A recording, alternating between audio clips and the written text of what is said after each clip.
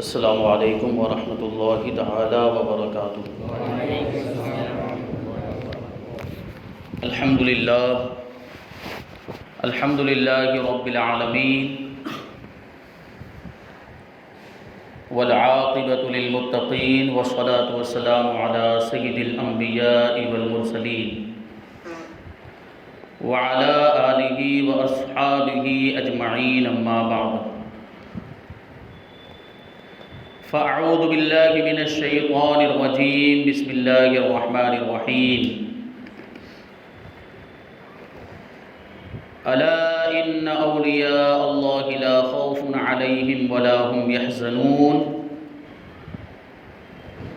الذین آمنوا وكانوا يتقون۔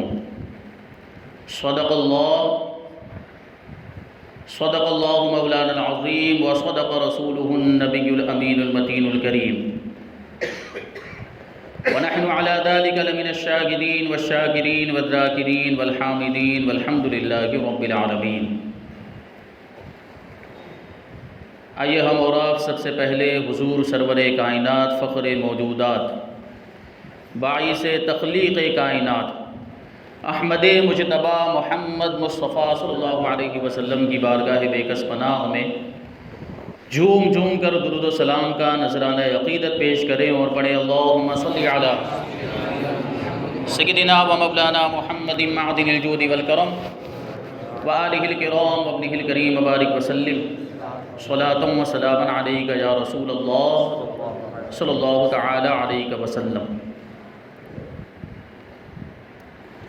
عزیزان ملت اسلامیہ، جیسا کہ آپ سب جانتے ہیں کہ ہم اور آپ یہاں پر آج حضور سرکار ربانی اور حضور مفسر قرآن سید غازی ربانی علیہم الرحمہ والرضوان کی بارگاہ میں خراج عقیدت پیش کرنے کے لیے حاضر آئے۔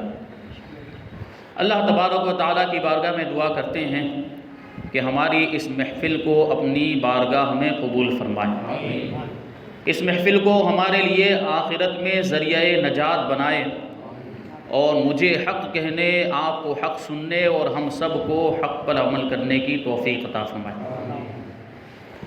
سرکار ربانی رضی اللہ تعالیٰ عنہ کا نام نامی اسم گرامی سید محمد عبد الرب ہے۔ عبد الرب کا مطلب ہوتا ہے رب کا بندہ، اور آپ کے نام کی طرف منسوب کرتے ہوئے آپ کو سرکار ربانی کہا جاتا ہے، اور جو سلسلہ ربانیہ ہے وہ آپ ہی کی طرف منسوب ہے۔ آپ ہی کی طرف نسبت کرتے ہوئے آپ کے بعد جتنے بھی بزرگ ہوئے، آپ کے زمانے میں جتنے آپ کے مریدین ہوئے، آپ کے جو خلفاء ہوئے، آپ کے شہزادگان کے جو مریدین ہوئے، ان کے شہزادوں کے جو مرید ہوئے، وہ سب اپنے نام کے آگے آپ ہی کی نسبت سے ربانی لکھا تھا۔ یہ شان ہے۔ اور حضور مفسر قرآن فرماتے ہیں کہ آپ کا تخلص یعنی سرکار ربانی کا تخلص پہلے شروع میں سید تھا۔ شاعری میں جو نام لکھا جاتا ہے، شعر کے اندر جو مختصر نام ہوا کرتا ہے، اس کو تخلص کہا جاتا ہے۔ تو سرکار ربانی کا تخلص پہلے سید تھا، پھر بعد میں اپنے نام ہی کو آپ نے تخلص بنا لیا تھا۔ آپ حسینی سادات میں شمار ہوتے ہیں۔ 32ویں پشت میں آپ کا شجرہ نسب مولا کائنات علی مرتضیٰ شیر خدا رضی اللہ تعالیٰ عنہ سے جا کر، اور میری یہ عادت رہی الحمدللہ، یہ بزرگوں کا فیضان ہے، میرے اندر کچھ نہیں ہے، یہ اولیاء کرام کی نگاہ کرم ہوتی ہے تو میں ان کے شجروں کو سنا دیا کرتا ہوں۔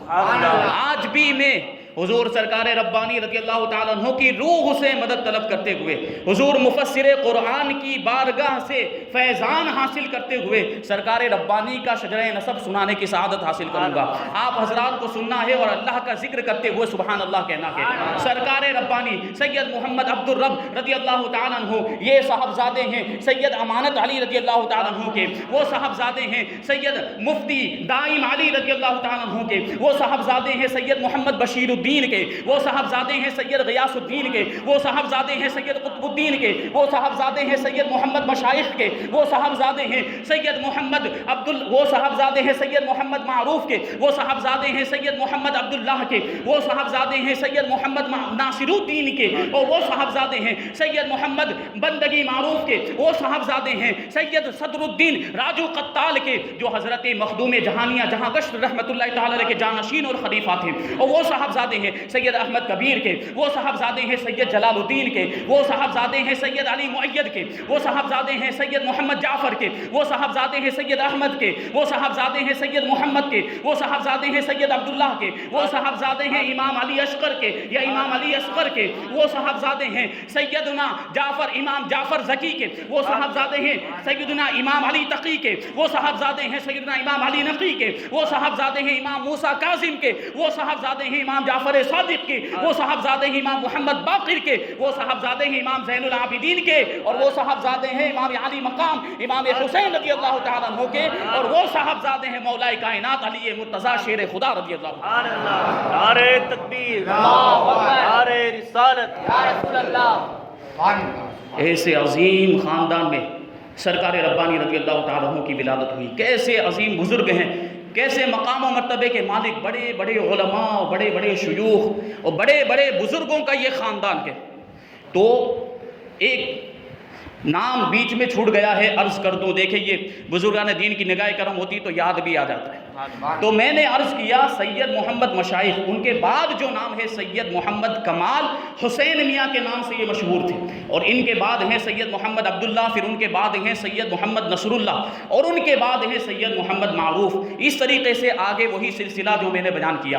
اللہ تبارک و تعالیٰ ان مبارک ناموں کی برکتیں ہمیں عطا فرمائے۔ یہ سرکار ربانی رضی اللہ تعالیٰ عنہ کا شجرہ نسب ہے، اور سرکار ربانی رضی اللہ تعالیٰ عنہ کے شہزادے محبوب العلماء حضرت علامہ و مولانا قاری عبد المعبود رضی اللہ تعالیٰ عنہ، اور ان کے صاحبزادے ہیں حضور مفسر قرآن سید غازی ربانی رضی اللہ عنہ۔ نعرہ تکبیر، اللہ اکبر، رسالت، یا رسول اللہ۔ علامہ مولانا مفتی سلیم مصباح صاحب قبلہ، ربانی دولہ، زندہ آباد۔ یہ شان ہے اور ایسا عظیم خاندان، یہ سلسلہ نسب سرکار ربانی کا 32ویں پشت میں مولا کائنات تک پہنچتا ہے، اور حضور مفسر قرآن کا 34ویں پشت میں مولا کائنات تک پہنچتا ہے۔ سرکار ربانی رضی اللہ تعالیٰ عنہ کے والد ماجد حضرت سرکار امانت علی رحمۃ اللہ تعالیٰ علیہ، اور آپ کی والدہ بی بی وزیر النساء، بڑے متقی اور پرہیزگار۔ سرکار امانت علی رضی اللہ تعالیٰ عنہ کی ابتدائی تعلیم آپ کے والد ماجد کے پاس ہوئی، یعنی مفتی سید محمد دائم علی رضی اللہ تعالیٰ عنہ نے آپ کو ابتدائی تعلیم سے آراستہ کیا۔ پھر درس حدیث کے لیے، حدیث کا علم حاصل کرنے کے لیے آپ کے والد ماجد نے اپنے بہت ہی مخلص دوست حضرت مولانا قاری عبد الرحمن محدث پانی پتی رضی اللہ تعالیٰ عنہ کی بارگاہ میں آپ کو لے کر گئے درس حدیث کے لیے، اور چونکہ آپ کے پرانے دوست تھے مفتی محمد دائم علی کے پرانے دوست تھے محدث پانی پتی، اس لیے اپنے شہزادے کو ان کی بارگاہ میں لے کر گئے اور خصوصی توجہ فرمانے کی تاکید کی۔ چنانچہ محدث پانی پتی رحمۃ اللہ تعالیٰ علیہ نے سرکار امانت علی رحمۃ اللہ تعالیٰ علیہ پر بڑی محبت کی، بڑی شفقت کے ساتھ تعلیم و تربیت دی، اور آپ یعنی سرکار ربانی کے والد ماجد سرکار امانت علی رحمۃ اللہ تعالیٰ علیہ محدث پانی پتی کی بارگاہ میں 12 سال تک رہ کر تعلیم حاصل کرتے رہے، اور آپ کا خود کا بیان ہے کہ میں 12 سال تک حضرت کی بارگاہ میں رہا اور آپ کی خدمت انجام دیتا رہا۔ پھر اس کے بعد جب فارغ درس نظامیہ کی تکمیل کر لی تو آپ وہاں سے واپس آ گئے، لیکن دیکھیں پھر سرکار ربانی رضی اللہ تعالیٰ عنہ کے والد ماجد سرکار امانت علی رحمۃ اللہ تعالیٰ علیہ یہ اب جب واپس آئے تعلیم مکمل کرنے کے بعد، تعلیم سے فراغت لینے کے بعد، تو آپ کے جو استاد سے محدث پانی پتی رحمۃ اللہ تعالیٰ علیہ مفتی دائم علی کے بڑے ہی چہیتے دوست تھے، مخلص دوست تھے، تو خود آپ کو پہنچانے کے لیے باندہ خود اپنے ساتھ لے کر آئے، لیکن جب آپ باندہ شریف پہنچے تو آپ کے والد ماجد مفتی سید دائم علی کا آخری وقت آ گیا تھا، کچھ ہی دنوں میں آپ کا انتقال ہو گیا، لیکن آپ کے استاذ گرامی نے دوستی کا پورا حق ادا کیا، اور آپ کی سرپرستی فرمائی.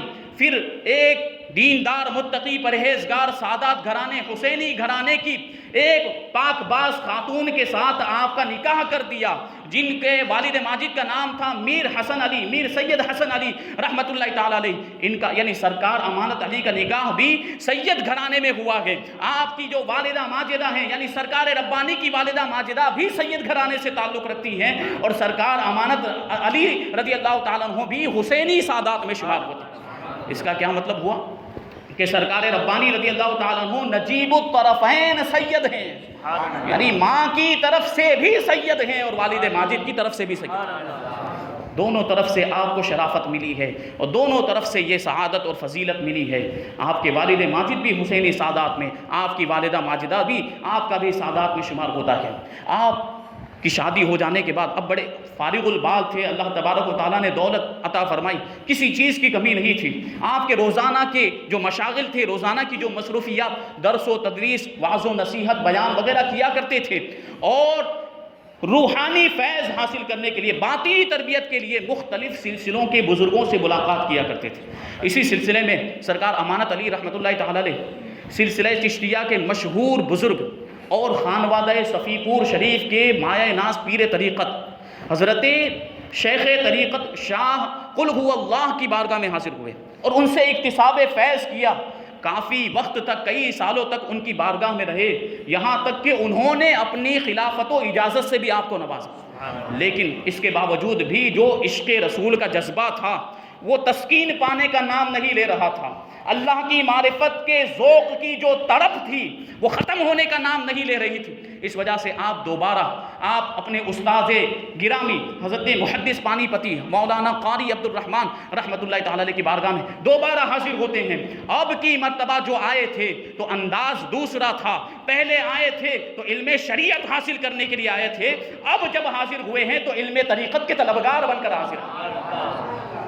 تو آپ کے استاذ گرامی بڑے پائے کے بزرگ بھی تھے، علمی حیثیت، علم میں بھی بڑا بلند ان کا پایا کہ بڑا اعلیٰ مقام رکھتے ہیں محدث پانی پتی رضی اللہ تعالیٰ عنہ، اور ساتھ ہی ساتھ علوم معرفت میں اور علوم طریقت میں بھی بڑا اونچا مقام تھا. آپ کو 5 سلاسل میں خلافت و اجازت حاصل ہے محدث پانی پتی رحمۃ اللہ تعالی علیہ کو. لیکن قادری سلسلے کا رنگ غالب تھا.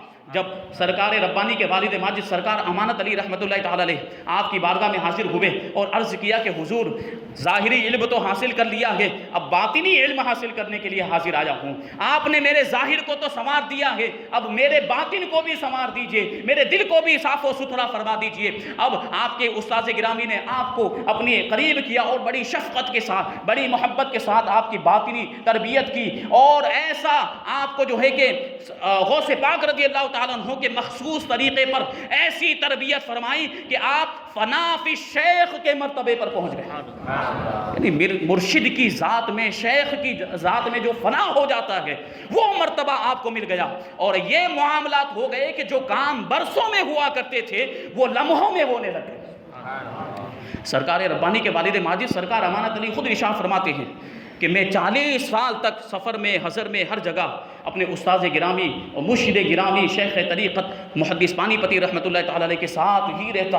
آپ کی خدمت میں میں نے 40 سال کا عرصہ گزارا، اور خدمت کا یہ انداز تھا کہ وضو کا پانی لانے کے لیے یا نماز کے لیے مصلی بچھانے کی خدمت سے لے کر سفر میں سامان سفر اپنے سر پر لاد کر کئی میلوں تک چلنے کی سعادت تک، یہ ساری خدمتیں میں نے اس طریقے سے انجام دی ہیں کہ کبھی بھی میرے مرشد کو دوسری مرتبہ ارشاد فرمانے کی ضرورت پیش نہیں آئی. یہ پیر و مرشد کی خدمت کا انداز ہوتا ہے. آج ہم اور آپ کیا خدمت کریں گے؟ ہمارے پیران اعظام آتے ہیں تو دور سے دیکھ کر چلے آتے ہیں اور بس، بلکہ کتنے لوگ تو ایسے ہوتے ہیں کہ دیدار کرنے کی بھی توفیق نصیب نہیں ہوتی ہے. انداز تو یہ ہونا چاہیے، طریقہ تو یہ ہونا چاہیے کہ جب بھی ہمارے پیر و مرشد ہمارے علاقے میں آئیں، ہمارے شہر میں آئیں تو ان کی زیارت کے لیے ضرور جایا کریں کہ یہ اللہ والے ہوتے ہیں جن کے چہرے کا دیدار اللہ کی عبادت ہوا کرتا. تو بڑا فیض ملتا ہے. یہ جو پیری مریدی کا جو سلسلہ ہے یہ بزرگان دین نے کیوں جاری کیا ہے؟ یہ جب آدمی پیر کامل سے مرید ہو جاتا ہے، جامع شرائط پیر سے مرید ہو جاتا ہے تو اللہ کے رسول سے اس کا رشتہ جڑ جاتا ہے، وہاں سے فیض کا سلسلہ جاری ہو جاتا ہے، اور یہی پیری مریدی ایمان کی حفاظت کا ذریعہ بھی بن جایا کرتی ہے۔ تو پیران اعظام جب آئیں، جو پیر کامل ہوں، جامع شرائط پیر ہوں، ان کی بارگاہ میں حاضر ہو کر فیوز و برکات حاصل کرنے چاہیے۔ تو یہ شان تھی سرکار ربانی کے والد ماجد اپنے مرشد کا ایسا احترام کرتے اور ان کی ایسی خدمت کیا کرتے تھے۔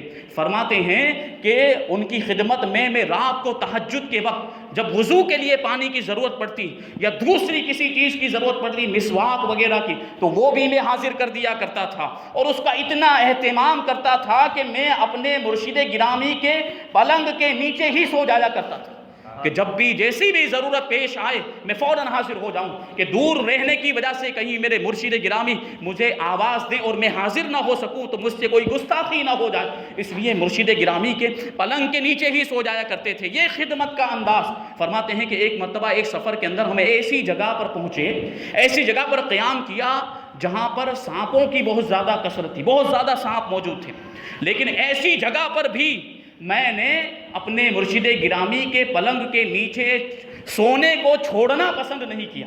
اور ایک رات میں اسی طریقے سے مرشد گرامی کے پلنگ کے نیچے سو رہا تھا، اچانک ایک کالا سانپ آیا اور میرے دونوں کانوں کے ارد گرد اس طریقے سے لپٹ گیا، اس نے شکنجہ کش دیا اور اس طریقے سے اپنی گرفت کو، اپنی پکڑ کو سخت کرنے لگا کہ میری آنکھ کھل گئی۔ تو مجھے ایسا محسوس ہوا کہ میرے پیر و مرشد میری گوش مالی فرما رہے ہیں، میرے کانوں کو مروڑ رہے ہیں، جیسے استاذ کبھی کبھی اپنے شاگرد کے کان مروڑتا ہے۔ تو مجھے ایسا لگا کہ میرے مرشد گرامی میرے کانوں کو مل رہے ہیں اور مروڑ رہے ہیں۔ میری آنکھ کھل گئی اور بے ساختہ میں نے کہا کہ حضور میں حاضر ہوں، میں بیدار ہو گیا، آپ نے مجھے پکارا، مجھے آواز نہیں آئی تھی، میری آنکھ نہیں کھلی۔ آپ کہتے ہیں کہ میرے چلانے کی وجہ سے میرے مرشد گرامی محدث پانی پتی رحمت اللہ تعالی علیہ کی بھی آنکھ کھل گئی، اور اٹھنے کے بعد کہنے لگے، میرا نام لے کر کہتے ہیں کہ بیٹا کیا بات ہے، تم نے مجھے کیوں پکارا؟ میں نے تو تمہیں پکارا نہیں، میں نے تو تمہیں آواز نہیں دی تھی، اور تم کیوں چلا رہے ہو؟ تو سرکار ربانی کے والد ماجد سرکار امانت علی رحمت اللہ تعالی علیہ عرض کرتے ہیں کہ حضور میری گوش مالی بند کریں، کانوں کو مروڑنا بند کریں، تب کچھ عرض کروں۔ ان کو ابھی تک یہی لگ رہا تھا کہ حضور میرے کانوں کو مروڑ رہے ہیں، مل رہے ہیں۔ اب جب کہ آپ کے پیر و مرشد محدث پانی پتی رحمت اللہ تعالی علیہ نے اٹھ کر دیکھا تو کیا دیکھتے ہیں کہ ایک کالا سانپ ہے جو آپ کے سر کے ارد گرد کانوں کو لپیٹ کر اپنی گرفت میں لے لیا ہے۔ فوراً گئے اور اس موذی جانور سے، تکلیف پہنچانے والے جانور سے آپ کو بچایا، اس سانپ کو نکال کر دور پھینک دیا، اور آپ کی خدمت گزاری پر آپ کی آنکھوں سے بے ساختہ آنسو جاری ہو گئے کہ یہ خادم کیسا خادم ہے کہ سانپوں کی پرواہ نہیں کرتا ہے، لیکن خدمت میں کوئی کمی نہیں ہونی چاہیے، خدمت میں کوئی کوتاہی نہیں ہونی چاہیے، بھلے سانپ مجھے ڈس لیں، بھلے سانپ مجھے تکلیف پہنچا دیں۔ آپ نے دل کی گہرائیوں سے آپ نے سرکار ربانی کے والد ماجد سرکار امانت علی رحمت اللہ تعالی علیہ کو دعائیں دی۔ ارشاد فرماتے ہیں کہ اللہ تبارک و تعالی تجھ کو اور تیری نسل کو اپنے فضل و کرم سے نوازے اور دنیا اور آخرت میں سرخرو اور سرفراز فرمائے۔ یہ دعا دیکھیں آپ کیسی دعا ہے، تجھ کو اور تیری نسل کو اپنے فضل و کرم سے نوازے۔ کیا یہ دعا مقبول نہیں ہوئی ہوگی؟ ایک اللہ کے ولی کی زبان سے نکلی تھی، اور یقیناً یہ دعا مقبول ہوئی۔ سرکار امانت علی کے بیٹے سرکار ربانی رضی اللہ تعالیٰ عنہ، کیسا اللہ کا فضل ہوا ان پر کہ ایک پورا سلسلہ ان کی طرف منسوب ہے۔ آج جو ربانی سلسلے کے جتنے بھی چاہنے والے، آپ دیکھیں ایسا فیضان جاری ہوا، ایسا علمی فیضان جاری ہوا۔ آج ہم اور آپ دیکھتے ہیں تو مریدین کے اندر علماء ہوتے ہیں اور دوسرے لوگ ہوتے ہیں تعلق رکھنے والے جو علم حاصل کرتے ہیں اور پھر سلسلے کی ترویج و اشاعت کرتے ہیں، لیکن خاندان ربانی کا معاملہ یہ ہے کہ خود شہزادگان اور شہزادوں کے شہزادوں میں ہزاروں اور سینکڑوں علماء موجود ہیں جو ربانی سلسلے کی ترویج و اشاعت میں مشغول ہیں۔ یہ صرف خاندان کا عالم ہے، تو مریدین کا عالم کیا ہوگا، خلفاء کا عالم کیا ہوگا؟ یہ دیکھیں آپ اللہ تبارک و تعالیٰ کا فضل و کرم ہوا سرکار امانت علی کی اولاد پر، اور محدث پانی پتی کی دعا اس طریقے سے قبول ہوئی اور اس طریقے سے معرض وجود میں آئی۔ تو سرکار ربانی رضی اللہ تعالیٰ عنہ کے والد ماجد فرماتے ہیں کہ بار بار پھر میرے مرشد گرامی نے زندگی میں مجھے دعائیں دی، بڑی دل کی گہرائیوں سے مجھے جو ہے کہ دعاؤں سے نوازا کرتے تھے۔ آخرکار جب سلوک کے سارے مقامات طے کرا دیے، تربیت جو ہے مکمل ہو گئی اور سلوک کے منازل طے کرا دی، تو پھر اپنی اجازت و خلافت سے نوازا اور چاروں سلاسل میں مرید بنانے کی اجازت دے دی، چاروں سلاسل میں۔ اور خاص طور پر یہ آپ کو تاکید فرمائی کہ تم مخلوق خدا کو، طالبان حق کو شریعت و طریقت دونوں راہوں سے خدا کی طرف بلانا، اور خاص طور پر سیاحت کا، سیر کا، یعنی زمین میں سفر کرنے کا حکم آپ کو دیا۔ تو سرکار ربانی کے والد ماجد سرکار امانت علی اسی وجہ سے زمین میں، یعنی اللہ کی زمین میں سفر کرتے، مختلف جو ہے کہ علاقوں میں جایا کرتے تھے، سفر کیا کرتے تھے، اور اسی سیاحت کے سلسلے میں آپ کا قیام ٹیکم گڑھ کی ریاست میں تھا، اور اسی قیام کے زمانے میں 1293 ہجری میں اسی جگہ پر یعنی ٹیکم گڑھ کی ریاست میں سرکار ربانی رضی اللہ تعالیٰ عنہ کی ولادت ہوئی ہے۔ سرکار ربانی رضی اللہ تعالیٰ عنہ آپ نے اپنے والد ماجد سے ابتدائی تعلیم حاصل کی، سرکار امانت علی سے ابتدائی تعلیم حاصل کی، اور جس طریقے سے سرکار امانت علی کے والد ماجد نے آپ کو آگے کی تعلیم حاصل کرنے کے لیے، اونچی تعلیم حاصل کرنے کے لیے محدث پانی پتی کے پاس بھیجا تھا، بالکل اسی طریقے سے سرکار امانت علی نے بھی سرکار ربانی کو اونچی تعلیم حاصل کرنے کے لیے، فن حدیث میں بلند مقام حاصل کرنے کے لیے آپ کو بھی محدث پانی پتی کے پاس لے گئے۔ وہ چونکہ پہلے ہی آپ کے والد ماجد کو وہ تربیت دے چکے تھے اور علم حدیث سے آراستہ کر چکے تھے، تو بڑی خاص توجہ فرمائی، بڑی محبت کے ساتھ، بڑی شفقت کے ساتھ آپ کی تربیت فرمائی۔ اور جو مبتدی تھے، ابتدائی جب آئے تھے تو ابتدائی معاملہ تھا، لیکن جب واپس جانے کا وقت آیا تو فن حدیث میں ایسی آپ کو ایسا کمال پیدا ہو گیا تھا، ایسی مہارت پیدا ہو گئی تھی کہ آپ اس میں انتہا کو پہنچ گئے تھے۔ اور پھر جب ابتدائی تربیت مکمل ہو گئی تو آپ کو واپس لوٹنے کی اجازت دے دی۔ یہ ایک واقعہ یہاں پر بیان کرتے ہیں سرکار ربانی خود کہ ایک مرتبہ میں پانی پت سے اپنے والد ماجد کے ساتھ فتح پور واپس جا رہا تھا، تو خانقاہ سے استاذ گرامی کی بارگاہ سے اسٹیشن پہنچنے کے لیے سامان پہنچانے کی بڑی الجھنیں تھی، تو جلدی جلدی میں سامان پہنچانے میں آخری الوداعی جو قدم بوسی تھی وہ میں بھول گیا، اور جب اسٹیشن پر پہنچے تو ہمیں پتہ چلا کہ ابھی تو ٹرین آنے میں، گاڑی کو آنے میں بڑا وقت باقی، ہم اس کے آنے کے وقت سے پہلے ہی پہنچ گئے تھے۔ تو مجھے بڑا افسوس ہوا کہ میں استاذ گرامی اور مرشد گرامی کی آخری الوداعی قدم بوسی کرنا بھول گیا ہوں۔ تو میں نے والد ماجد حضرت سرکار امانت علی رحمۃ اللہ تعالیٰ علیہ سے اس کا تذکرہ کیا، فوراً ارشاد فرماتے ہیں کہ جاؤ، جلدی جاؤ اور الوداعی قدم بوسی کر کے واپس آؤ۔ سرکار ربانی کہتے ہیں کہ میں فوراً وہاں سے واپس ہوا، مرشد گرامی کی بارگاہ میں حاضر ہوا، آخری الوداعی قدم بوسی کی۔ مرشد گرامی پوچھتے ہیں کہ واپس کیسے آ گئے، کیا بات ہو گئی؟ تو کہتے ہیں کہ اسٹیشن پہنچنے کی جلدی میں آخری قدم بوسی کرنا بھول گیا تھا، اسی قدم بوسی کے لیے میں آیا ہوں۔ اب سرکار ربانی رضی اللہ تعالیٰ عنہ کے استاذ گرامی اور مرشد گرامی کہتے ہیں بڑے شفقت بڑے انداز میں، بڑے خوشی والے انداز میں کہتے ہیں کہ کیا تم اپنے والد ماجد کی اجازت لے کر آئے ہو؟ تو کہتے ہیں کہ ہاں میں اپنے والد ماجد کی اجازت لے کر آیا ہوں۔ تو بڑے خوش ہوئے اور بڑے مسرور ہوئے، اور اس خدمت گزاری پر آپ نے بھی سرکار ربانی کو دعائیں دی، اور ارشاد فرماتے ہیں کہ جاؤ، اللہ تبارک و تعالیٰ تم کو اپنی مرضیات میں رکھے، یعنی تم سے وہ کام لیں جس میں اللہ تبارک و تعالیٰ کی رضا ہے اور اس کی خوشنودی ہے۔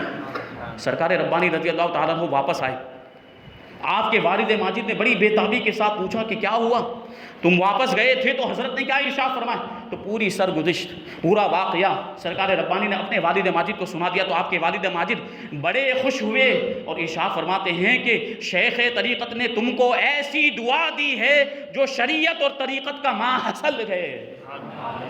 سرکار ربانی کہتے ہیں کہ اس وقت میری عمر کم تھی، مجھے اس دعا کی اہمیت کا اتنا احساس نہیں ہوا، لیکن آج جب کہ میری عمر 80 سال کی ہے، جب انہوں نے یہ واقعہ بیان کیا اس وقت کی بات، آج جب میری عمر 80 سال کی ہے تو مجھے اس دعا کی اہمیت کا اندازہ ہو رہا ہے کہ کیسی عظیم دعا میرے پیر و مرشد نے مجھے عطا فرمائی تھی، کہ جس میں دنیا کی بھی بھلائی ہے اور آخرت کی بھی بھلائی ہے۔ یہ سرکار ربانی رضی اللہ تعالیٰ عنہ کا مقام و مرتبہ۔ جب آپ کی عمر 18 سال کی ہوئی تو بڑے بڑے شریف گھرانے کے لوگ اپنی بیٹیوں کے رشتے آپ سے نکاح کرنے کے لیے بھیجنے لگے، لیکن آپ کے استاذ گرامی مرشد گرامی محدث پانی پتی رحمۃ اللہ تعالیٰ علیہ نے سرکار امانت علی کو خاص تاکید فرمائی تھی کہ اس کی ابتدائی تربیت تو ہو چکی ہے فرزند ارجمند کی، اسے آگے کی تربیت کے لیے اپنے سے کبھی جدا مت کرنا، چاہے سفر میں رہو چاہے حضر میں رہو، اس اپنے چہیتے بیٹے کو اپنے لختے جگر کو ہمیشہ اپنے ساتھ ہی رکھنا۔ سرکار امانت علی رحمۃ اللہ تعالیٰ اسی وجہ سے ہمیشہ سرکار ربانی رضی اللہ تعالیٰ عنہ کو اپنے ساتھ ہی رکھا کرتے، جہاں بھی جاتے اپنے ساتھ لے کر جاتے۔ جب آپ کی عمر شادی کے لائق ہو گئی، جب جوان ہو گئے، تو سرکار امانت علی کو بھی آپ کی شادی کی فکر لاحق ہوئی، تو آپ نے سوچا کہ فرزند بھی بڑا سعادت مند ہے، تو اس کے لیے بیوی بھی ایسی تلاش کی جائے جو بھی اعلیٰ مقام و مرتبے پر ہو اور متقی پرہیزگار ہو، پاک بازی اور پارسائی کا نمونہ ہو۔ چنانچہ سرکار ربانی رضی اللہ تعالیٰ عنہ کے والد ماجد بڑے مشہور تھے، مدراس میں آپ کے دورے ہوتے، حیدرآباد میں، سندھ میں، پنجاب میں، بنگال میں، مختلف علاقوں میں اور مختلف صوبوں میں آپ کے دورے ہوا کرتے تھے۔ بڑے بڑے صاحب ثروت، صاحب دولت، مالدار لوگ رشتے آپ کے لڑکے یعنی سرکار ربانی رضی اللہ تعالیٰ عنہ سے نکاح کرنے کے لیے اپنی لڑکیوں کے رشتے بھیجا کرتے تھے۔ اگر آپ حکم دیتے تو یہ سارے مالدار لوگ پوری دولت کا اور جائیداد کا دنیاوی مال و متاع کا انبار لگا دیتے، لیکن دنیاوی دولت کی ضرورت کس کو تھی؟ یہاں تو آخرت کی دولت کی ضرورت تھی، جوہر ایمان چاہیے تھا، پاک بازی اور پارسائی کا نمونہ چاہیے تھا۔ چنانچہ جبل پور کے اندر جب سرکار امانت علی رحمۃ اللہ تعالیٰ علیہ سرکار ربانی کو لے کر پہنچے تو وہاں بھی آپ نے تلاش و جستجو کی کہ کوئی متقی پرہیزگار اعلیٰ خاندان کی لڑکی مل جائے، تو وہاں پر وزیر علی سادات گھرانے سے تعلق رکھنے والے ایک بزرگ تھے، ان کی صاحبزادی بڑے اعلیٰ خاندان سے تعلق، سادات گھرانے سے تعلق، متقی پرہیزگار، پاک باز اور پارسائی میں اپنی مثال نہیں رکھتی تھی۔ اس لڑکی کو، اس شہزادی کو سرکار امانت علی نے سرکار ربانی رضی اللہ تعالیٰ عنہ کی نسبت کے لیے پسند فرما لیا۔ اب وزیر علی جو سید وزیر علی تھے، ان کی خوشی کا ٹھکانہ نہیں رہا۔ سرکار امانت علی کی بارگاہ میں حاضر ہوتے ہیں اور عرض کرتے ہیں کہ حضور، آپ نے ہماری لڑکی کو اپنے بیٹے کی نسبت کے لیے جو ہے کہ اختیار فرمایا، کہ ہماری بیٹی کا انتخاب فرمایا، یہ ہمارے لیے بڑے فخر کی بات ہے، لیکن معاملہ یہ ہے کہ یہ جو بیٹی ہے، جو یہ لڑکی ہے ہماری، ہم اس سے بڑی محبت کرتے ہیں، اور جب نکاح ہو جائے گا آپ کے فرزند ارجمن کے ساتھ تو آپ ہماری بیٹی کو لے کر یا تو فتح پور چلے جائیں گے یا باندہ شریف چلے جائیں گے، اور جب یہ بیٹی ہم سے جدا ہو جائے گی تو مجھ سے زیادہ میری بیوی کو جدائیگی کی تکلیف ہوگی، اور وہ اس تکلیف کو برداشت نہیں کر سکے گی، اس کے دل پر بڑا شاق گزرے گا۔ اس لیے آپ کی بارگاہ میں گزارش ہے، ہم التجا کرتے ہیں کہ جب تک ہم زندہ ہیں ہماری بیٹی کو جبل پور میں ہی رہنے دیا جائے۔ سرکار ربانی کے والد ماجد سرکار امانت علی رحمۃ اللہ تعالیٰ نے مراقبہ فرمایا، اور پھر غیبی اشارہ ہوا تو آپ نے اجازت عطا فرما دی کہ ہم اجازت دیتے ہیں کہ ہمارے فرزند ارجمن سید محمد عبد الرب جب تک آپ حیات ہیں اپنی بیوی کے ساتھ جبل پور میں ہی رہیں گے۔ اب وہاں پر چھوٹے میاں تلیہ جو محلہ تھا جہاں آپ کی قیام گاہ تھی، وہیں پر آپ نے ایک مسجد کی تعمیر کا آغاز فرما دیا، اور سرکار امانت علی ارشاد فرماتے ہیں کہ ہم اپنے بیٹے سید محمد عبد الرب کی خانہ آبادی کے لیے اللہ کے گھر کی تعمیر سے شروعات کر رہے ہیں، تاکہ اللہ تبارک و تعالی میرے بیٹے کو اور اس کی اولاد کو اپنے گھر کی تعمیر کے کاموں کی توفیق عطا فرمائے، اپنے گھر کو آباد کرنے کی توفیق عطا فرمائے۔ یہ دعا بھی کیسی مقبول ہوئی کہ سرکار ربانی رضی اللہ تعالیٰ عنہ اور آپ کی اولاد محبوب العلماء کو دیکھ لیں، یا سید حضور مفسر قرآن سید غازی ربانی کو دیکھ لیں، سید مظہر ربانی کو دیکھ لیں، اور آپ کے شہزادگان کو دیکھ لیں، سب وہ کام انجام دے رہے ہیں جو مسجدوں کو آباد کرنے کے کام ہیں۔ کتنے لوگ ایسے ہیں جنہوں نے گناہوں سے توبہ کر لی، بہت سے شرابی ایسے ہیں جنہوں نے شراب نوشی سے توبہ کی ہے، بہت سے جواری ایسے ہیں جنہوں نے جوا بازی سے توبہ کی ہے، لوگوں نے گناہوں سے توبہ کی، جو کبھی نماز نہیں پڑھتے تھے، جو کبھی مسجدوں میں نہیں آتے تھے، آج پانچوں وقت کی نمازیں پڑھتے ہوئے نظر آ رہے ہیں، گناہوں سے بچتے ہوئے نظر آ رہے ہیں، نیکیوں کے کام کرتے ہوئے نظر آ رہے ہیں۔ یہ فیضان ہے سرکار امانت علی رضی اللہ تعالیٰ عنہ کی دعاؤں کا، اور یہ طریقہ بھی دیکھیں کتنا انوکھا طریقہ ہے۔ آج ہمارے یہاں شادیاں ہوتی، ہماری اولاد کی شادیاں ہوتی ہیں تو کیسے کیسے خرافات ہوتے ہیں، ڈی جے باجے گانے ناچ گانا ہوتا ہے، اور گناہوں کے کام ہوتے ہیں، بدنگاہی ہوتی ہے اور برائیوں کے کام ہوتے ہیں، لیکن یہ اللہ والے ہوا کرتے ہیں جن کے انداز نرالے ہوتے ہیں۔ اپنے شہزادے کا نکاح کر رہے ہیں تو شادی کے موقع پر جب شادی کی تقریبات کی ابتدا ہو رہی ہے تو مسجد کی تعمیر سے ہو رہی ہے۔ سبحان اللہ۔ ادھر ایک طرف مسجد کی تعمیر اپنے آخری مراحل میں گزری، آخری مراحل میں داخل ہوئی، اور ادھر دوسری طرف نکاح کی محفل کا انعقاد ہوا۔ کیسی عظیم شادی ہوگی۔ تو 20 سال کی عمر میں یا 19 سال کی عمر میں سرکار ربانی رضی اللہ تعالیٰ عنہ کی شادی ہوئی، اور اسی شادی کی مناسبت سے اور مسجد کی تعمیر کی خوشی میں رات کو ایک جلسہ منعقد کیا گیا، واعظ و نصیحت کا جلسہ اور میلاد مصطفیٰ کا جلسہ منعقد کیا گیا۔ جبل پور والوں کی خوشی دو گنا ہو گئی، ایک تو مسجد کی تعمیر کی خوشی تھی اور ایک سرکار امانت علی کے شہزادے سرکار ربانی رضی اللہ تعالیٰ عنہ کی شادی کی بھی خوشی تھی۔ یہ شان ہوتی ہے اللہ والوں کی۔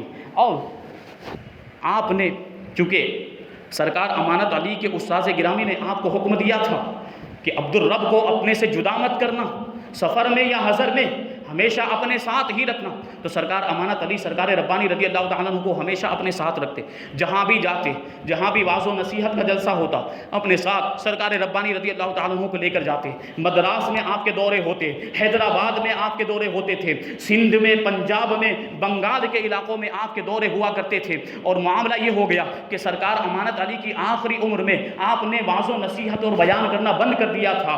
آپ اپنے ساتھ سرکار ربانی کو لے کر جاتے تھے، آپ اسٹیج پر تشریف فرما ہوتے اور سرکار ربانی بیان فرمایا کرتے تھے۔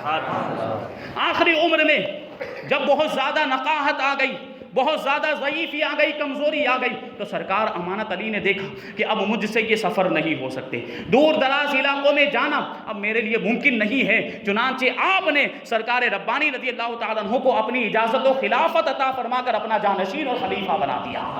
اس کے بعد سرکار ربانی رضی اللہ تعالیٰ عنہ پورے ملک سے آپ کو دعوتیں آنے لگی، پورے ملک سے واعظ و نصیحت کے لیے، بیان اور خطاب کے لیے آپ کو لوگ بلانے لگے۔ جہاں جہاں سرکار امانت علی جاتے تھے وہاں لوگوں نے سرکار ربانی رضی اللہ تعالیٰ عنہ کو بھی بلانا شروع کر دیا، اور آپ نے بھی اپنے واعظ و نصیحت کے ذریعے سے لوگوں کو عشق رسول کا جام پلانا شروع کر دیا۔ یہ شان تھی۔ تو اسی میں ایک واقعہ یہ ہے، حضور مفسر قرآن سید قاضی ربانی رحمۃ اللہ تعالیٰ علیہ خود بیان کرتے ہیں کہ ایک مرتبہ سرکار ربانی رضی اللہ تعالیٰ عنہ نے مجھ سے ارشاد فرمایا کہ یہ تبلیغی دورے جو ہوتے تھے اس میں ایک مرتبہ میں مجھے ایک جگہ پر بلایا گیا، تو میں اکیلا تنہا اس جگہ پر پہنچا، میرے ساتھ اور کوئی دوسرا نہیں تھا، تو کیا دیکھتا ہوں کہ میزبان کا ٹھکانہ نہیں، بلانے والا نظر نہیں آتا، جس نے بلایا تھا وہ نظر نہیں آتا۔ تو میں نے ادھر ادھر تلاش کیا، جب کوئی نہیں ملا تو آخرکار مجبور ہو کر وہاں قریب میں جو مسجد تھی اس مسجد میں جا کر میں نے قیام کیا۔ شام کا وقت ہوا، لوگ عصر کی نماز پڑھنے کے لیے آئے اور تھوڑے سے لوگ تھے، مجھ سے پہلے فارغ ہو کر وہ لوگ واپس بھی چلے گئے، اور میرے اوپر انہوں نے دھیان بھی نہیں دیا، توجہ نہیں تھی کہ یہ کون ہے، کون مسافر ہے، کہاں سے آئے، کسی نے کوئی توجہ نہیں دی۔ مغرب کا وقت ہوا، مغرب کی نماز میں بھی لوگ آئے اور اسی طریقے سے واپس ہو گئے، کسی نے مجھ پر توجہ نہیں دی، کوئی بلانے والا بھی نظر نہیں آ رہا، کوئی میزبان بھی نظر نہیں آ رہا، جس نے بلایا تھا اس کا بھی کوئی ٹھکانہ نہیں تھا۔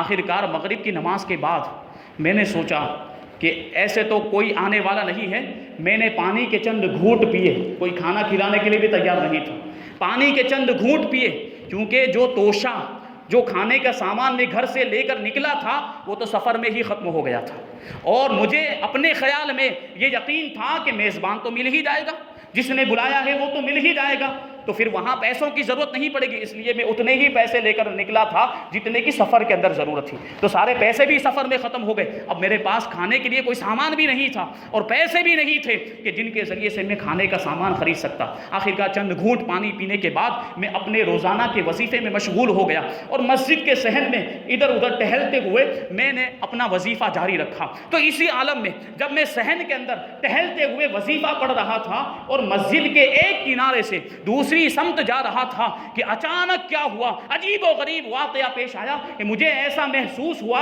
کہ کسی نے میری پیٹھ کی جانب سے میرے ہاتھ میں کوئی چیز رکھی ہے اور اس میری مٹھی کو بند کر دیا، اور میں نے بھی اضطراری طور پر وہ مٹھی بند کر لی۔ اب میں تھوڑا آگے گیا تو مجھے احساس ہوا کہ یہ میرے ساتھ کیا ہو گیا، یہ کیا عجیب و غریب واقعہ پیش آیا۔ میں نے فوراً پیچھے پلٹ کر دیکھا تو وہاں کوئی نظر نہیں آیا۔ میں نے مسجد کے اندر جا کر دیکھا، مسجد کے گوشے گوشے کو تلاش کیا، مسجد کے اندر کوئی شخص موجود نہیں تھا۔ اب مجھے بڑا تعجب ہوا کہ کسی نے میرے ہاتھ میں کوئی چیز رکھ دی ہے لیکن وہ رکھنے والا نظر نہیں آتا، کون شخص ہے؟ تو وہ زمانہ جو ہے لائٹ کا نہیں تھا، یہ اس طرح جو ہے الیکٹرک کی لائٹ نہیں ہوا کرتی، چراغ کا زمانہ تھا، چراغ جلایا کرتے تھے۔ تو کہتے ہیں سرکار ربانی کہ میں چراغ کے قریب گیا اور اپنی مٹھی کو کھولا تو کیا دیکھتا ہوں کہ اس میں ایک کاغذ کی پڑیا رکھی ہوئی ہے۔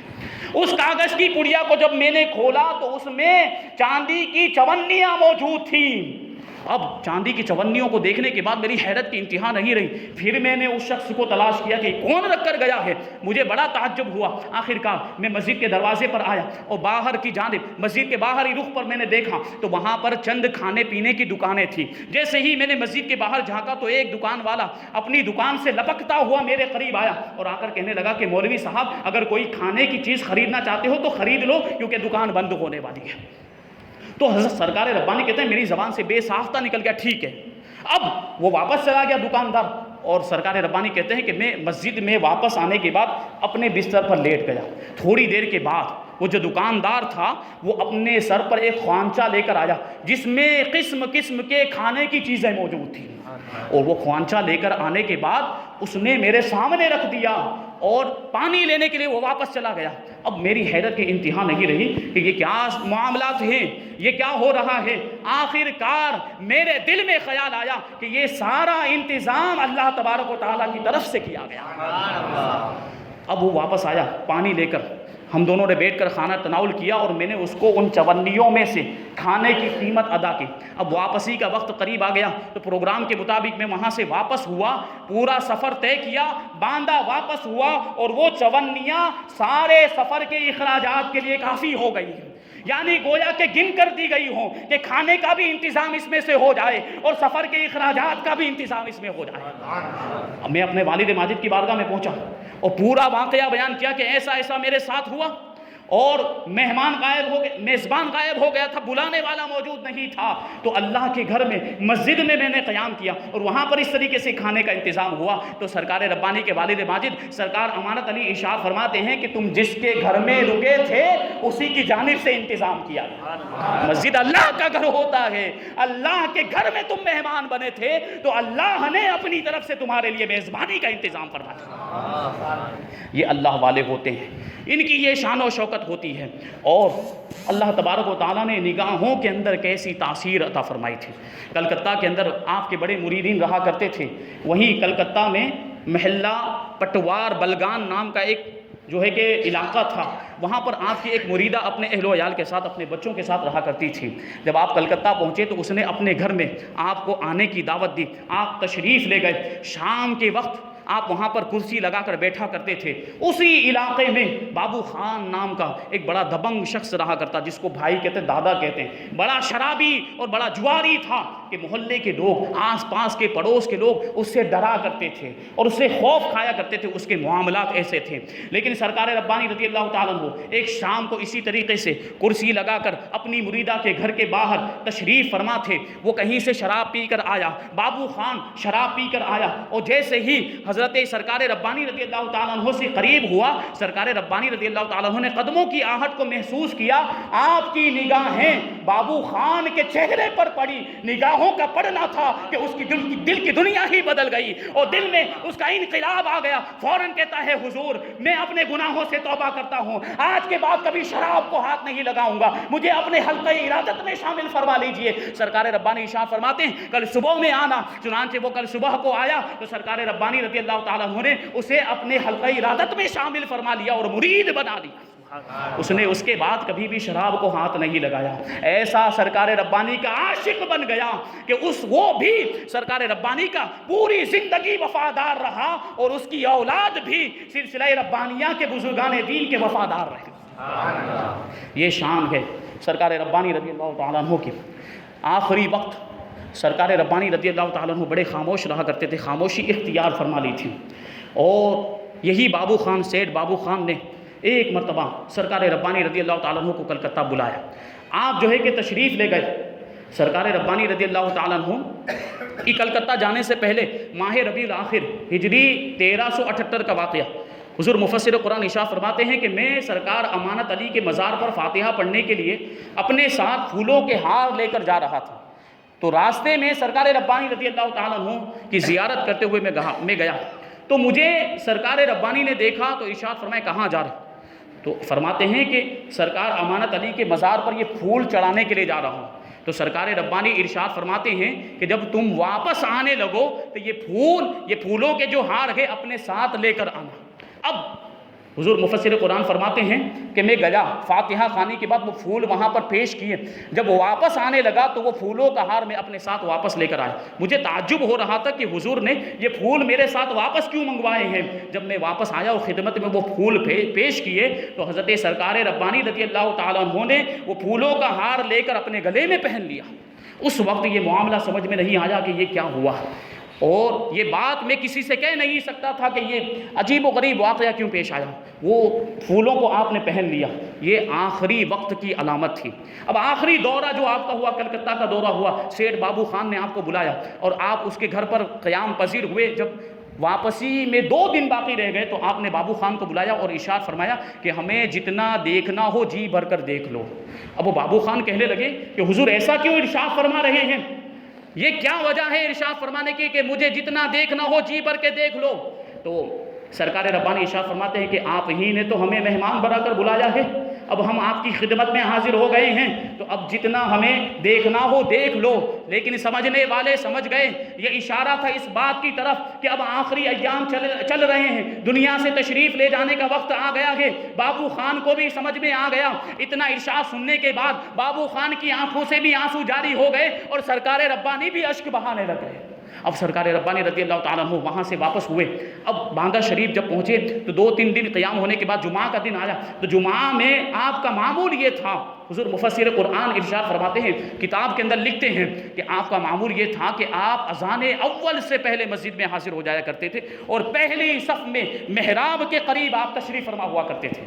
لیکن وہ جو جمعہ تھا، اس جمعہ میں اتفاق سے میں جو ہے کہ لیٹ ہو گیا، میں تاخیر سے پہنچا، تو میں کیا دیکھتا ہوں کہ سرکار ربانی رضی اللہ تعالیٰ عنہ معمول کے مطابق پہلی صف میں تو موجود ہے، لیکن محراب کے قریب امام کے پیچھے موجود نہیں، بلکہ صف کے کنارے پر دیوار کے قریب بیٹھے ہوئے ہیں۔ مجھے بڑا تعجب ہوا کہ آج یہ معمول کے خلاف بات کیوں ہو گئی، لیکن کسی سے میں نے اس کا تذکرہ نہیں کیا۔ یہ حضرت سرکار ربانی رضی اللہ تعالیٰ عنہ کی زندگی کا آخری جمعہ تھا۔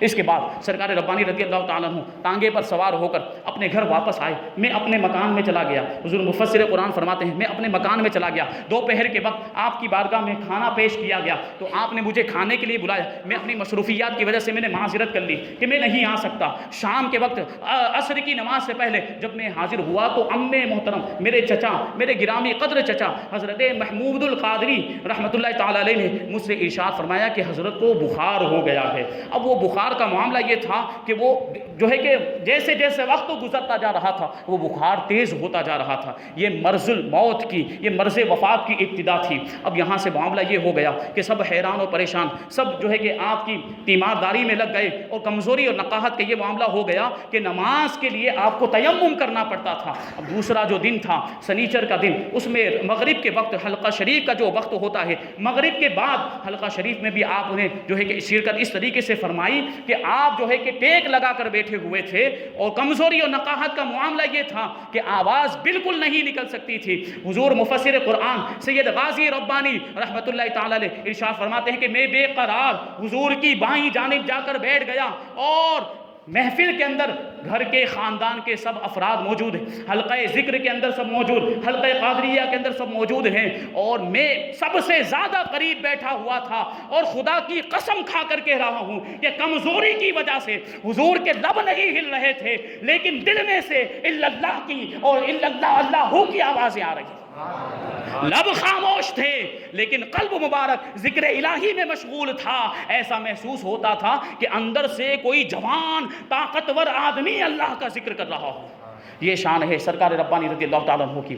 تو آخری جب ایام آئے، بڑے ڈاکٹر کو بلایا گیا، ڈاکٹر نے آنے کے بعد کہا کہ حالت جو ہے وہ اطمینان بخش نہیں ہے۔ اب جو چوتھا دن تھا، یعنی جو دوشنبہ کا دن، پیر کا دن تھا، اس میں 10 بجے تک بڑی حالت خراب ہو گئی اور جو طبیعت تھی اچھی ہونے کا نام نہیں لے رہی تھی۔ آخرکار دوپہر میں 1:30 بجے کے وقت علالت کی خبر سب جگہ پھیلا دی گئی۔ اب لوگ اطراف سے، آس پاس سے جمع ہونا شروع ہو گئے۔ آخر میں 1:30 بجے کے وقت سید الہی بخش رحمۃ اللہ تعالیٰ علیہ نے سورہ یاسین شریف پڑھی اور سورہ یاسین شریف کو سماعت فرمانے کے بعد الحمدللہ الحمدللہ کہتے ہوئے سرکار ربانی رضی اللہ تعالیٰ عنہ اس دنیا سے تشریف لے گئے۔ 85 سال کی عمر میں 10 جمادی الاخری ہجری 1378 میں آپ کا انتقال ہوا اور آپ اس دنیا سے تشریف لے گئے۔ آپ کے جانشین، آپ کے خلیفہ حضور مفسر قرآن سید غازی ربانی رضی اللہ تعالیٰ عنہ نے آپ کے مشن کو آگے بڑھایا۔ حضور مفسر قرآن رضی اللہ تعالیٰ عنہ کی ذات کو آپ دیکھیں تو سرکار ربانی کا مظہر نظر آتے ہیں۔ وہ ساری خوبیاں جو سرکار ربانی کو اللہ نے عطا فرمائی تھی، وہی ساری خوبیاں، وہ ساری صفات اللہ تبارک و تعالیٰ نے حضور مفسر قرآن کو بھی عطا فرمائی تھی۔ نعرہ تکبیر، نعرہ رسالت، فیضان حضور مفسر قرآن۔ حضور مفسر قرآن خود ہی ارشاد فرماتے ہیں کہ ایک مرتبہ میرے بڑے بھائی جان سید مظہر ربانی رحمۃ اللہ تعالیٰ علیہ فیض آباد یوپی کے ایک جلسے میں، جو جلسہ سیرت تھا، وہاں پہ شرکت کرنے کے لیے حاضر ہوئے۔ وہ بہت ہی شاندار عظیم الشان جلسہ تھا، بڑے بڑے ملک کے بڑے بڑے علماء اس میں موجود تھے، بڑے بڑے مقررین آئے تھے تقریر کرنے کے لیے، بیان کرنے کے لیے۔ اور ادھر میں حضرت کے ساتھ جبل پور میں موجود تھا۔ حضور مفسر قرآن فرماتے ہیں کہ میں حضور سرکار ربانی کے ساتھ جبل پور کے اندر موجود تھا۔ میں رات کو کسی کام سے آپ کے کمرے کے پاس سے گزرا تو میں نے کیا دیکھا کہ حضرت مصلی پر بیٹھے ہوئے ہیں۔ تو میں بارگاہ میں حاضر ہوا تو میں نے کیا دیکھا کہ فکر مندی کے آثار ہیں، ٹینشن چہرے پر نظر آ رہا ہے۔ تو میں نے حضرت کی بارگاہ میں عرض کیا، حضور کس چیز کی فکر آپ کو ستا رہی ہے، یہ ٹینشن کس چیز کا ہے؟ تو سرکار ربانی رضی اللہ تعالیٰ عنہ نے صرف اتنا ارشاد فرمایا کہ مظہر فیض آباد میں تقریر کرنے کے لیے گئے ہیں، اسی کی فکر مجھے ستا رہی ہے۔ تو حضور مفسر قرآن ارشاد فرماتے ہیں کہ میں نے سمجھا کہ یہ کوئی خاص توجہ ہے، اس لیے میں نے زیادہ کوئی بات نہیں کی، میں وہاں سے چلا گیا۔ اب کچھ دنوں کے بعد بھائی جان سید مظہر ربانی رحمۃ اللہ تعالیٰ علیہ فیض آباد سے واپس آئے تو آ کر کہنے لگے کہ بڑا معاملہ عجیب ہو گیا تھا، بڑی جو ہے کہ وہاں پر جو یہ معاملہ بے چینی کا معاملہ ہو گیا تھا، کیونکہ بہت بڑے بڑے مقرر وہاں پر موجود تھے، بڑے بڑے علماء وہاں پر موجود تھے، اور رات کو 1:30 بجے میرا وقت تھا، مجھے ٹائم دیا گیا تقریر کرنے کا۔ اب سفر کی اتنی زیادہ تھکان بھی تھی، کچھ اتنی تیاری بھی نہیں تھی، تو میں حیران و پریشان کہ کس طریقے سے تقریر ہوگی، کس طریقے سے بیان ہوگا۔ اور پھر کہتے ہیں حضور مفسر قرآن رضی اللہ تعالیٰ عنہ کہ میں نے اپنے بڑے بھائی جان سید مظہر ربانی کو اس رات کا واقعہ سنایا، اور میں نے کہا کہ جس رات آپ فیض آباد میں تقریر کرنے کے لیے گئے تھے، اس طرف سرکار ربانی رضی اللہ تعالیٰ عنہ مصلی پر تشریف فرما تھے اور آپ کے لیے فکر مند تھے۔ تو سید مظہر ربانی رضی اللہ تعالیٰ عنہ ارشاد فرماتے ہیں کہ حضرت کا فیضان مجھ پر ایسا جاری ہوا کہ جب میں تقریر کرنے کے لیے کھڑا ہوا تو مجھے ایسا لگ رہا تھا کہ میں تقریر نہیں کر سکوں گا، لیکن جب میں نے تقریر شروع کی ہے تو ایک غیبی مدد شامل ہو گئی، مجھے ایسا محسوس ہوا کہ میں نہیں بول رہا ہوں، کوئی اور بول رہا ہے۔ سبحان اللہ۔ وہاں سے توجہ فرمائی، جبل پور سے توجہ فرمائی، اور وہاں سے دستگیری کی ہے۔ فیض آباد میں موجود ہیں سید مظہر ربانی رحمۃ اللہ تعالیٰ علیہ، اور سرکار ربانی جبل پور سے مدد کرتے ہوئے نظر آتے ہیں۔ یہی شان ہے۔ یہ دیکھیں جو پیران اعظام ہوتے ہیں یہ اپنے شہزادگان پر کیسی توجہ فرماتے ہیں، ان کی حالت، ان کی کیفیت ان کی نگاہوں میں ہوتی ہے، وہ اپنے مریدین پر ہمیشہ نظر رکھتے ہیں، اپنی نگاہ میں رکھتے ہیں۔ یہ الگ بات ہوتی ہے کہ وہ کہتے نہیں ہے، لیکن فیضان کا سلسلہ ہمیشہ جاری رہا کرتا ہے۔ حضور مفسر قرآن رحمۃ اللہ تعالیٰ علیہ کا واقعہ میں نے سنا، سرکار سید غازی ربانی رحمۃ اللہ تعالیٰ علیہ کے شہزادے سید محمود ربانی مدظ اللہ العالیہ یہ بیان کرتے ہیں کہ ایک مرتبہ میں کسی جو ہے کہ پروگرام میں شرکت کے لیے گیا، تو 3 دن تک مسلسل پروگرام تھے، اور 3 دن تک، کیونکہ روزانہ کا معاملہ یہ تھا کہ روزانہ والد ماجد سے گفتگو ہوا کرتی تھی، لیکن اس مرتبہ معاملہ یہ ہو گیا کہ 3 دن گزر گئے لیکن والد ماجد سے کوئی گفتگو نہیں ہوئی۔ میں حیران و پریشان، کیا بات ہے؟ کیا والد ماجد مجھ سے ناراض ہو گئے؟ تیسرے دن میں نے فون کیا، محمود ربانی صاحب فرماتے ہیں کہ میں نے اپنے والد ماجد کو فون کیا کہ حضور، ابا حضور کیا وجہ ہے کہ 3 دن سے فون نہیں آیا، 3 دن سے گفتگو نہیں ہوئی، کیا آپ ہم سے ناراض ہو گئے؟ حضور مفسر قرآن ارشاد فرماتے ہیں کہ ہم کبھی بھی آپ کی حالت سے بے خبر نہیں ہیں، آپ ہمیشہ ہماری نگاہوں کے سامنے ہیں۔ کل آپ کی کہاں پر دعوت تھی یہ بھی ہم کو معلوم ہے، اور کتنے روپے کا لفافہ ملا ہے وہ بھی ہم کو معلوم ہے۔ جو ہے کہ سید محمود ربانی رحمت اللہ بدذیلہ العالی نے ابھی تک وہ لفافہ، وہ کور کھول کر نہیں دیکھا تھا۔ جب اس کور کو کھولا تو کیا دیکھتے ہیں کہ اس کے اندر اتنی ہی رقم موجود تھی جو حضور مفسر قرآن نے ارشاد فرمائی۔ یا رسول اللہ، یہ پیر کامل ایسا ہوتا ہے جو اپنے مریدوں پر ایسی نظر رکھا کرتا ہے۔ پیر کامل کے تعلق سے اعلیٰ حضرت رضی اللہ تعالیٰ عنہ نے 4 شرطیں بیان کی ہیں۔ یہ 4 شرطیں ایسی ہیں کہ جس پیر کے اندر یہ 4 شرطیں پائی جائیں تو پھر ایسے شخص کو آنکھ بند کر کے اپنا پیر بنا لینا چاہیے۔ سنی صحیح العقیدہ ہو، پہلی شرط سنی صحیح العقیدہ ہو۔ اب ان شرائط کی روشنی میں ہم حضور مفسر قرآن کی زندگی کو دیکھتے ہیں۔ سب سے پہلی شرط ہے سنی صحیح العقیدہ ہو۔ حضور مفسر قرآن ایسے سنی تھے کہ اگر کوئی بد عقیدہ بھی آپ کی محفل میں آ جائے تو اپنی بد عقیدگی سے توبہ کر لیا کرتا تھا۔ آپ کی سنیت کا تو یہ عالم تھا کہ آپ عشق رسول کے ایسے جام پلاتے تھے کہ اگر کوئی گستاخ رسول آپ کی محفل میں آ جائے تو اپنی گستاخی سے توبہ کر لیا کرتا تھا۔ یہ شان تھی آپ کی سنیت کی۔ اور دوسری شرط ہے اتنا علم رکھتا ہو کہ کتابوں سے مسائل نکال کر اپنے مریدوں کو بتا سکے۔ اب حضور مفسر قرآن کے علم کا اندازہ لگائیں۔ حضور مفسر قرآن کو حضور حافظ ملت نے عالم ربانی کا۔ عالم ربانی کون ہوتا ہے؟ جس کا علم اتنا پختہ ہوتا ہے، اتنا مضبوط ہوتا ہے کہ کبھی وہ اپنے علم کو بھولتا نہیں ہے، اس کا علم ہمیشہ یاد رہتا ہے، اور جب اسے علم حاصل کرنے کی ضرورت آتی ہے تو وہ اللہ کی بارگاہ سے علم حاصل کیا کرتا ہے۔ یہ عالم ربانی ہوتا ہے۔ اور دیکھیں کہنے والا بھی کون ہے؟ کس نے حضور مفسر قرآن کو عالم ربانی کہا؟ استاذ العلماء جلالت العلم حضرت حافظ ملت شاہ عبد العزیز محدث مراد آبادی رحمت اللہ تعالی علیہ۔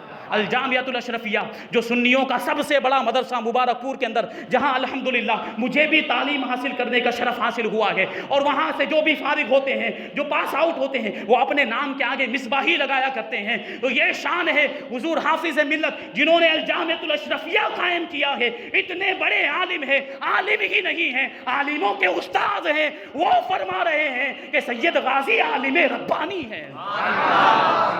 ان کے علم کا عالم کیا ہوگا جو اپنے رب کی بارگاہ سے علم حاصل کرتا ہے۔ فیضان کا سلسلہ اللہ کی بارگاہ سے جاری ہوتا ہے، یہ علم کا عالم ہے۔ اور دیکھیں ہم کہتے ہیں سید غازی ربانی کو ہم کیا کہتے ہیں؟ آپ کا لقب کیا؟ مفسر قرآن۔ مفسر قرآن ایسے ہی نہیں، مفسر حقیقی معنوں میں جو اصطلاحی معنی ہے مفسر کا، وہ معنی آپ کی ذات میں بدرجہ عدم پایا جاتا ہے۔ مفسر کے لیے علماء کرام نے کتابوں کے اندر لکھا ہے کہ بہت سارے علوم ضروری ہوتے ہیں، بہت سارے علوم کے اندر مفسر کو مہارت ہونی چاہیے۔ ان میں سے چند علوم یہ ہیں کہ لغت کا علم ہونا چاہیے، زبان کا علم ہونا چاہیے، جس زبان میں قرآن مجید نازل ہوا، عربی زبان میں نازل ہوا ہے، عربی زبان کا بھی علم ہونا چاہیے، اور جس زبان میں تفسیر کر رہے ہیں، جس زبان میں قرآن مجید کا ترجمہ کر رہے ہیں، اس زبان کا بھی علم ہونا چاہیے، صرف کا بھی علم ہونا چاہیے، نحو کا بھی علم ہونا چاہیے، یعنی گرامر کا، قواعد کا بھی علم ہونا چاہیے، اور اسی طریقے سے اشتقاق کا بھی علم ہونا چاہیے کہ کون سا لفظ کس لفظ سے بنا ہے، اس کا بھی علم ہونا چاہیے، قراءتوں کا بھی علم ہونا چاہیے، اصول دین کا بھی علم ہونا چاہیے، اصول فقہ کا بھی علم ہونا چاہیے، ناسخ و منسوخ کا بھی علم ہونا چاہیے، اسباب نزول کا بھی علم ہونا چاہیے، اور مبہم اور مجمل جو آیتیں ہیں ان پر جو مبنی احادیث ہے ان کا بھی علم ہونا چاہیے۔ اور یہ سارے علوم میں حضور مفسر قرآن کو کامل مہارت اللہ تبارک و تعالیٰ نے عطا فرمائی۔ آپ کا علم جو تھا، آپ کو عالم ربانی یوں ہی نہیں کہا گیا، آپ کو کتابوں کی ضرورت نہیں پڑتی تھی۔ آج کل کے جو علماء ہیں، میں کسی کی برائی نہیں کرتا، وہ بغیر کتاب دیکھے کچھ بیان نہیں کر سکتے. ہمارا بھی معاملہ یہ سا, ہم تفسیر بیان کرتے ہیں تو ہمیں کتاب سامنے رکھنی پڑتی ہے. جب قرآن کی ہم تفسیر کرتے ہیں تو کتاب میں دیکھ کر کرتے ہیں. لیکن حضور مفسر قرآن کا معاملہ یہ تھا کہ کسی بھی مسجد میں جاتے, جو پیٹی ہوتی ہے 30 پاروں کی, اس میں سے کوئی بھی پارا نکالتے اور تفسیر بیان کرنا شروع کر دیتے. یہ علم کا معاملہ تھا. حضور مفسر قرآن ایسی عظیم شخصیت. یہ نعمتیں, اللہ کی نعمتیں جب ہمارے پاس ہوتی ہیں تو ہمیں قدر نہیں ہوتی. جب نعمتیں چلی جاتی ہیں جب ہمیں احساس ہوتا ہے کہ کتنی بڑی نعمت ہمارے ہاتھ سے چلی گئی. ایسی عظیم شخصیت اللہ تبارک و تعالیٰ نے ہمیں عطا فرمائی. اب دیکھیں, یہ دوسری شرط ہوئی. اور تیسری شرط یہ ہے کہ فاسق معلن نہ ہو, کھلم کھلا گناہ کبیرہ کرنے والا نہ ہو. کھلم کھلا گناہ کی تو بات دور ہے, تقویٰ ہو, پرہیزگاری کا عالم یہ ہے کہ حضور مفسر قرآن کی پوری زندگی کو دیکھ لیں. دور والے تو دور والے, قریب والے گواہی دیتے ہوئے نظر آتے ہیں کہ ہم نے کبھی بھی حضور مفسر قرآن کا کوئی عمل شریعت کے خلاف دیکھا ہی نہیں ہے. یہ تقویٰ ہو, پرہیزگاری کا عالم. اور جو چوتھی شرط ہے, آخری شرط یہ ہے کہ اس کا سلسلہ اللہ کے رسول صلی اللہ علیہ وسلم سے متصل ہو. تو سلسلہ کیسا متصل ہے کہ 34ویں پشت میں آپ کا جو شجرہ نسب ہے مولا کائنات علی مرتضیٰ رضی اللہ تعالیٰ عنہ سے جا کر مل جاتا ہے. ابھی میں نے شجرہ نسب سنایا. تو یہ ساری شرائط بدرجۂ اتم حضور مفسر قرآن کی ذات میں پائی جاتی ہیں. پیر کامل جو ان کے مرید ہیں بڑے خوش نصیب ہیں. اللہ نے بڑا ہی جو ہے کہ اچھا پیر عطا فرمایا ہے جو بہت ہی بلند و بالا مقام پر فائز تھا, اللہ کی بارگاہ میں بہت ہی اونچا درجہ رکھتا تھا. یہ شان ہے حضور مفسر قرآن کی اور یہ مقام و مرتبہ. تو ہمیں ان کی نصیحتوں پر عمل کرنا چاہیے, ان کے نقش قدم پر چلنا چاہیے. ایک صاحب کا بیان ہے کہ میں حضور مفسر قرآن کی بارگاہ میں حاضر تھا کہ مجھے پیاس لگی تو میں پانی پینے کے لیے اٹھا. میں نے گلاس بھرا, جتنا پانی پینا تھا پیا, اس میں جو بچا ہوا تھا وہ پانی میں نے پھینک دیا. حضرت نے دیکھ لیا تو ڈانٹتے ہوئے ارشاد فرمایا کہ بچا ہوا پانی تم نے کیوں پھینک دیا؟ جتنا پینا تھا اتنا ہی پانی لیتے. یہ پانی اللہ کی نعمت ہے, ایک ایک گھونٹ کا, ایک ایک قطرے کا تمہیں حساب دینا ہوگا. اللہ کی نعمت کی اس طریقے سے ناقدری نہیں کرنی چاہیے. یہ نصیحت کا انداز تھا اور خود اس پر عمل بھی کیا کرتے تھے. بیان کرنے والے بیان کرتے ہیں کہ جب حضور مفسر قرآن اپنے گھر سے کئی سفر کے لیے نکلا کرتے تھے تو ساتھ میں پانی لے کر جایا کرتے, اور جب منزل پر پہنچ جاتے اور جو کچھ بھی برتنوں میں وہ بوتل وغیرہ میں پانی بچ جایا کرتا تھا اس کو مٹکے میں ڈال دیا کرتے تھے, اس کو پھینکتے نہیں تھے.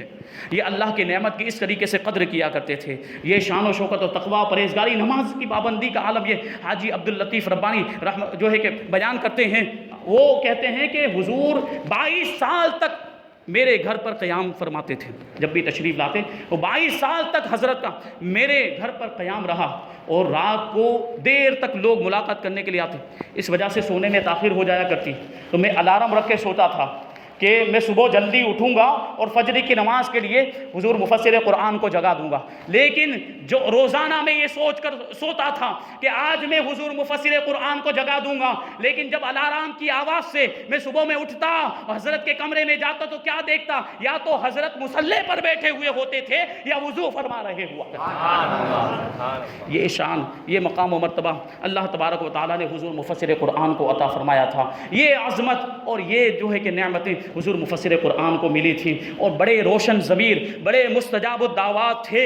جو دعا اللہ کی بارگاہ میں کرتے تھے وہ دعا قبول ہو جایا کرتی تھی. مریدین, چاہنے والے اس بات کے گواہ ہیں, جو حضور کی بارگاہ میں حاضر ہو کر دعائیں کرواتے تھے وہ جو دعا کر دیتے تھے اللہ تبارک و تعالیٰ ویسا ہی کر دیا کرتا تھا. ہمارے ایک ساتھی کا بیان ہے, وہ ایک مرتبہ سورت سے ممبئی گئے, حضور مفسر قرآن کی ملاقات کے لیے حضرت کی بارگاہ میں پہنچے, خصوصی توجہ فرمائی. ملاقات کا وقت نہیں تھا, لیکن اس کے باوجود حضور مفسر قرآن سورت والوں پر کیسا احسان فرماتے تھے. محسن سورت یوں ہی نہیں کہا جاتا ہے.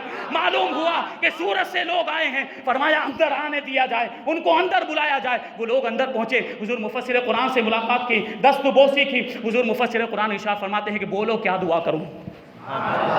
یہ کون کہہ سکتا ہے جو اللہ کی بارگاہ میں بہت اونچا مقام رکھتا ہو؟ بولو کیا دعا کروں. اب اگر کوئی عقل مند ہوتا, ہوش مند ہوتا, میں ان اپنے ساتھی کو بے وقوف نہیں کہہ رہا, وہ عقل مند ہوتا تو آخرت کی دولت مانگ لیتا, جنت مانگ لیتا. لیکن وہ بھی بھولا آدمی, اسے معلوم تھا کہ میں تو حضور مفسر قرآن کا مرید ہوں, حضور مفسر قرآن کے صدقے میں جنت تو ملنے کی والی ہے, لاؤ دنیا مانگ لیتا ہوں. تو کہتا ہے حضور میرا رکشہ کا کاروبار ہے، رکشہ چلاتا ہوں، دعا فرما دیجئے۔ حضور مفسر قرآن نے دعا فرمائی، ایک وقت تھا کہ اس کی 6 رکشائیں تھیں۔ یہ آپ کی دعاؤں کی برکت ہے، یہ حضور مفسر قرآن ایسے مستجاب الدعوات، آپ کی دعاؤں میں اللہ تبارک و تعالیٰ نے وہ اثر رکھا تھا۔ نگاہ ولی میں وہ تاثیر دیکھی، نگاہ ولی میں وہ تاثیر دیکھی، بدلتی ہزاروں کی تقدیر دیکھی۔ یہ مقام و مرتبہ حضور مفسر قرآن کا، اللہ تبارک و تعالیٰ ہمیں آپ کے فیوز و برکات سے مالا مال فرمائے۔ درود پاک پڑھیں، اللہم صلی علی سیدنا و مولانا محمد معدن الجود والکرم وآلہ الکرام وابنہ الکریم وبارک وسلم صلاۃ و سلام علیک یا رسول اللہ صلی اللہ تعالی علیہ وسلم۔ حضور مفسر قرآن اس وقت صورت میں آتے تھے جب صورت وہابیت کا گڑھ بن گیا تھا، اور یہ حضور مفسر قرآن کی خدمات کا نتیجہ ہے۔ جو یہ سنیت کی بہاریں ہم دیکھ رہے ہیں، یہ رونقیں جو ہم دیکھ رہے ہیں، یہ حضور مفسر قرآن کی محنتوں کا نتیجہ ہے۔ 2 شخصیتیں میں عرض کرتا ہوں بار بار، ایک حضور اشرف الفقہاء اور ایک حضور مفسر قرآن۔ یہ 2 شخصیتیں، سنیت پر بڑا احسان ہے ان کا۔ حضور مفسر قرآن کو محسن صورت کہا جاتا ہے، تو یقیناً صورت والوں پر ان کا احسان بھی ہے۔ تو اس زمانے میں جب حضور مفسر قرآن صورت میں تشریف لاتے تھے، تقریباً 2 مہینوں تک یا 2.5 مہینے تک آپ کے تقریر کے مسلسل پروگرام ہوتے، جو سننے جاتے تھے۔ آج بھی 80 سال کے 75 سال کے جو ہمارے بزرگ ہیں، ان سے پوچھیں، وہ آپ کو بتائیں گے کہ 70 تقریریں ہوتی تھی، 75 تقریریں ہوتی تھی، لیکن مجال ہے کہ کوئی بات ریپیٹ بیان کی ہو۔ یہ حضور مفسر قرآن کی، میں کہوں گا یہ حضور مفسر قرآن کی کرامت تھی۔ 60 تقریریں روزانہ مسلسل ہوتی، لیکن کوئی بھی بات ریپیٹ نہیں ہوتی تھی۔ یہ شان اور یہ علم کا عالم ربانی ایسا ہوتا ہے۔ اللہ کی بارگاہ سے جو علم حاصل کرے، اور جس کا علم مضبوط اور پختہ ہو، اس کے انداز ایسے ہوا کرتے ہیں۔ تو اس وقت سارے لوگ صورت سے حضور کی بارگاہ میں حاضر ہوتے، آپ کے بیانات سننے کے لیے حاضر ہوتے۔ یہ حضور مفسر قرآن کی ذات ہے جنہوں نے وہابیوں کی پہچان کرائی، جنہوں نے بتایا ہے کہ یہ وہابی گستاخ رسول ہیں، ان سے دور رہا جائے۔ اس زمانے میں ساری مسجدوں میں دیوبندی جماعتی امام موجود تھے، صرف 2 مسجدیں ایسی تھی غالباً جس میں سنی امام تھا، اس میں سے بھی ایک مسجد میں ایک دیوبندی امام تھا جو تقیہ کیے ہوئے یعنی سنی بن کے رہا تھا۔ لیکن آج دیکھیں، یہ حضور مفسر قرآن اور حضور اشرف الفقہاء کی خدمات کا نتیجہ کہ تقریباً 175 مسجدیں سنیوں کی آج موجود ہیں۔ یہ حضور مفسر قرآن کا احسان نہیں تو اور کیا ہے۔ جب 50 سالہ پروگرام رکھا گیا حضور مفسر قرآن کی خدمات کے جو ہے کہ تاثر کے طور پر، حضور مفسر قرآن کے جو شکریہ ادا کرنے کے لیے کہ حضور مفسر قرآن نے 50 سال تک صورت کے اندر خدمات انجام دی، سنیت کا کام کیا۔ تو دیکھیں عاجزی و انکساری اللہ والوں کی۔